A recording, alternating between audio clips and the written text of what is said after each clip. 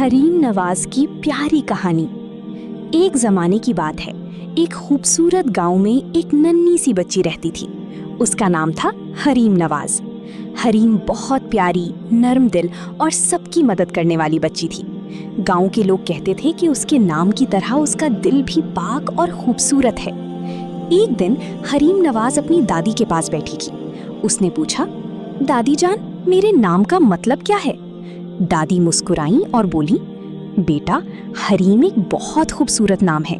اس کا مطلب ہوتا ہے پاک جگہ، عزت والی جگہ یا مقدس مقام۔ یہی وجہ ہے کہ تم ہمیشہ اچھے کام کرتی ہو۔ یہ سن کر حریم بہت خوش ہوئی۔ اس نے سوچا کہ اگر اس کے نام کا مطلب پاکیزگی اور عزت ہے تو اسے ہمیشہ سچ بولنا چاہیے، دوسروں کی مدد کرنی چاہیے اور سب سے محبت کرنی چاہیے۔ اگلے دن اسکول میں ایک نئی بچی آئی۔ وہ بہت اداس تھی کیونکہ اس کا کوئی دوست نہیں تھا۔ حریم فوراً اس کے پاس گئی، اس سے پیار سے بات کی اور اپنے ساتھ بٹھا لیا۔ نئی بچی خوش ہو گئی۔